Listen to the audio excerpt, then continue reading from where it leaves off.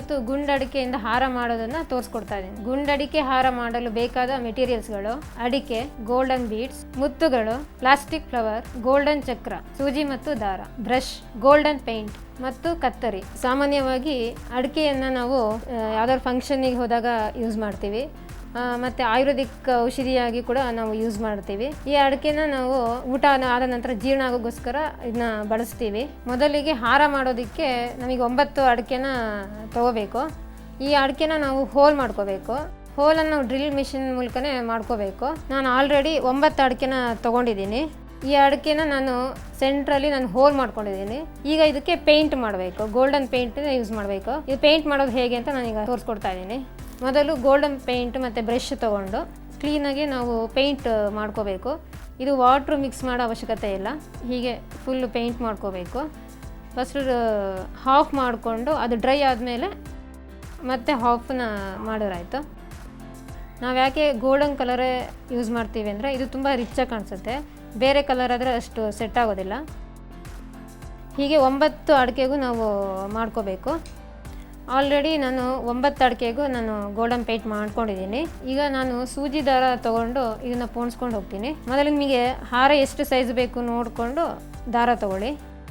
ಈಗ ಇದನ್ನು ಹೀಗೆ ಫೋಲ್ಡ್ ಮಾಡಿ ಇಲ್ಲಿ ಎಡ್ಜಲ್ಲಿ 2 ನಾಟ್ ಹಾಕಬೇಕು. 2 ನಾಟ್ ಆದಮೇಲೆ ಇದಕ್ಕೆ ಸೂಜಿ ಪೋಣಿಸ್ಕೋಬೇಕು. ಇದಾದಮೇಲೆ ನಾವೀಗ ಮಣಿಗಳನ್ನ ಪೋಣಿಸ್ಕೊಂಡು ಹೋಗಬೇಕು. ಫಸ್ಟಿಗೆ ಈ ಪ್ಲಾಸ್ಟಿಕ್ ಹೂವು ಇದು ಹೀಗೆ ಫ್ಲ್ಯಾಟಾಗಿರುತ್ತೆ.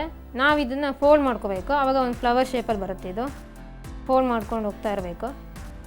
ಈಗ ಇದು ಈ ಶೇಪಲ್ಲಿ ಬರುತ್ತೆ. ಇದನ್ನು ನಾವು ಪೋಣಿಸ್ಕೋಬೇಕು. ಇದು ಪೋಣಿಸ್ಕೊಂಡಾದ್ಮೇಲೆ ನಾವು ಫಸ್ಟು ಗೋಲ್ಡನ್ ಬೀಡ್ಸ್ ಹಾಕೋಬೇಕು 2. ಅದಾದಮೇಲೆ 1 ಪರ್ಲ್ ಹಾಕೋಬೇಕು. ಇದು ಯಾವ ಕಲರ್ ಬೇಕಾದ್ರೂ ತೊಗೋಬೋದು ನೀವು. ವೈಟು, ಪಿಂಕು, ಯೆಲ್ಲೋ ಯಾವ ಬೇಕಾದ್ರೂ ಸಿಗುತ್ತೆ, ಇದು ತೊಗೋಬೋದು. ಮತ್ತು 2 ಗೋಲ್ಡನ್ ಬೀಡ್ಸ್ ಹಾಕ್ಕೊಳ್ಳಿ. ಅದಾದಮೇಲೆ 1 ಚಕ್ರ ಹಾಕ್ಕೊಳ್ಳಿ. ಅದಾದಮೇಲೆ 1 ಅಡಿಕೆ ಹಾಕೋಬೇಕು. ಅದಾದಮೇಲೆ ಮತ್ತೆ 1 ಚಕ್ರ, ಮತ್ತು ನಾವು 2 ಗೋಲ್ಡನ್ ಬೀಡ್ಸು. ಈಗ ಇದಕ್ಕೆ ನಾವು 2 ನಾಟ್ ಹಾಕ್ಕೋಬೇಕು. ಸೂಜಿ ತೆಗೆದು ನಾಟ್ ಹಾಕ್ಕೋಬೇಕು. ನಾಟ್ ಹಾಕೊಳ್ಳೋದೇನಕ್ಕೆ ಅಂದರೆ ಇದು ಹೊರಡೆ ಬರಬಾರ್ದು ಮಣ್ಣಿನ, ಮತ್ತು ಸ್ಟಿಫಾಗೆ ನಿಂತ್ಕೋಬೇಕು.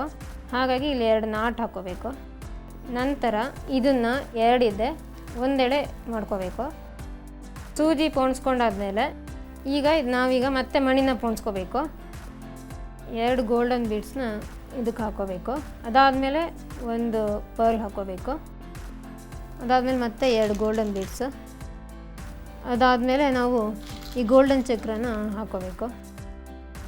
ಗೋಲ್ಡನ್ ಚಕ್ರ ಆದಮೇಲೆ ನಾವೀಗ ಅಡಿಕೆನ ಪೋಣಿಸ್ಕೋಬೇಕು. ಅಡಿಕೆ ಆದಮೇಲೆ ಮತ್ತೆ ಇನ್ನೊಂದು ಗೋಲ್ಡನ್ ಚಕ್ರ. ಅದಾದಮೇಲೆ ಮತ್ತೆ ಗೋಲ್ಡನ್ ಬೀಡ್ಸ್, 1 ಪರ್ಲ್ ಮತ್ತು ಗೋಲ್ಡನ್ ಬೀಡ್ಸ್. ಇದಾದಮೇಲೆ ಈ ಥರ ಫ್ಲವರ್ ಇದೆಯಲ್ಲ, ಇದನ್ನು ಪೋಣಿಸ್ಕೋಬೇಕು. ಮತ್ತು ಇದಕ್ಕೆ ಗೋಲ್ಡನ್ ಬೀಡ್ಸ್. ಈಗ ನಾನು ಗೋಲ್ಡನ್ ಚಕ್ರ ಹಾಕೋತಾ ಇದ್ದೀನಿ. ಅದಾದಮೇಲೆ ಮತ್ತೆ 1 ಅಡಿಕೆ ಹಾಕೋತಾ ಇದ್ದೀನಿ. ಈ ಥರ ನಾವು ಮಾಡೋದ್ರಿಂದ ಮನೆ ಅಲಂಕಾರಕ್ಕೆ ತುಂಬ ಚೆನ್ನಾಗಿರುತ್ತೆ. ದೇವ್ರ ಫೋಟೋಗಳಿಗೆ ಅಲಂಕಾರ ಮಾಡೋದಕ್ಕೆಲ್ಲ ತುಂಬ ಚೆನ್ನಾಗಿರುತ್ತೆ. ಒಂದು ಸೈಡು ನೀವು ಕಂಪ್ಲೀಟ್ ಮಾಡ್ಕೊಂಡಾದ್ಮೇಲೆ ಮತ್ತೆ ಇನ್ನೊಂದು ಸೈಡು ನಾವು ತೊಗೋಬೇಕಾಗುತ್ತೆ.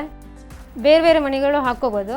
ನಿಮಗೆ ಈ ಪರ್ಲಲ್ಲಿ ವೈಟ್ ಬರುತ್ತೆ, ಪಿಂಕ್ ಬರುತ್ತೆ, ಯೆಲ್ಲೋ ಬರುತ್ತೆ. ನಿಮಗೆ ಯಾವ ಕಲರು ಸೂಟ್ ಆಗುತ್ತೋ, ಯಾವುದು ಈ ಹಾರಕ್ಕೆ ಚೆನ್ನಾಗಿ ಕಾಣಿಸುತ್ತೋ ಅದು ನೀವು ಸೂಟ್ ಮಾಡ್ಕೊಂಡು ಹಾಕ್ಕೊಂಡು ಹೋಗ್ಬೋದು.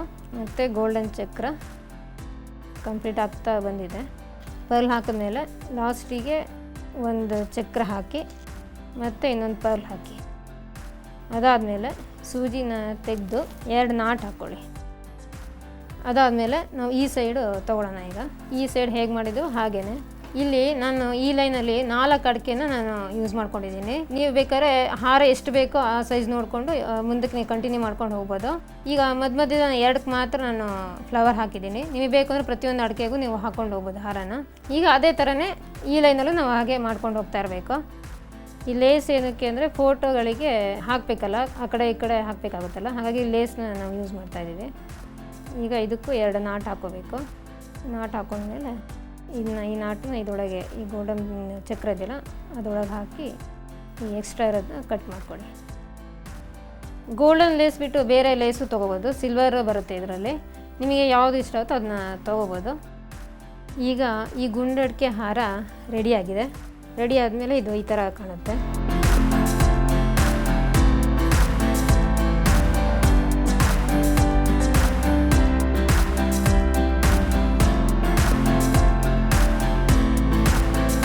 ನೋಡಿದ್ರೆ ವೀಕ್ಷಕರೇ, ಈ ಥರ ನಾವು ಮನೆಯಲ್ಲೇ ಟೈಮ್ ಇದ್ದಾಗ ಈ ಥರ ಗುಂಡಡಿಕೆಯಿಂದ ಹಾರಗಳನ್ನ ಮಾಡಿದ್ರೆ ನಮಗೂ ಸಂತೋಷ ಆಗುತ್ತೆ. ಮನೆಯಲ್ಲಿ ದೇವ್ರ ಫೋಟೋಗಳಿದ್ರೆ ಅದರ ಅಂದನೂ ಹೆಚ್ಚುತ್ತೆ. ಮತ್ತು ಹಬ್ಬಗಳಲ್ಲೂ ಕೂಡ ಈ ಥರ ಮಾಡಿದ್ರೆ ಬಂದವ್ರು ನೋಡಿದ್ರು ತುಂಬ ಖುಷಿನೂ ಪಡ್ತಾರೆ. ಮನೇಲಿ ನೀವು ಸುಮ್ಮನೆ ಟಿ ವಿ ನೋಡಿಕೊಂಡು ಟೈಮ್ ಪಾಸ್ ಮಾಡೋದಕ್ಕಿಂತ ನಿಮ್ಮ ಕ್ರಿಯೇಟಿವಿಟಿ ತಕ್ಕನಾಗೆ ಈ ಥರ ಮಾಡ್ಕೊಂಡು ಹೋದರೆ ನಿಮಗೂ ಸಂತೋಷ ಇರುತ್ತೆ. ನೀವು ಕೂಡ ಇದನ್ನು ಮಾಡ್ಬೋದು.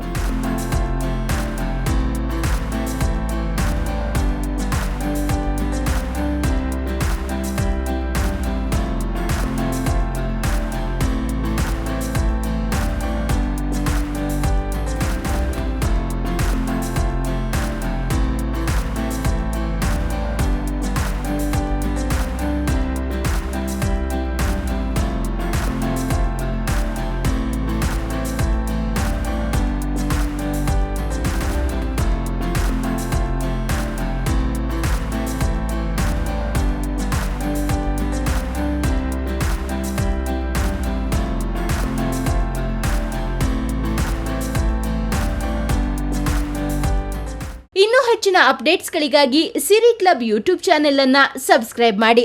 ಜೊತೆಗೆ ನೋಟಿಫಿಕೇಶನ್ಗಾಗಿ ಬೆಲ್ ಐಕಾನ್ ಒತ್ತಿ.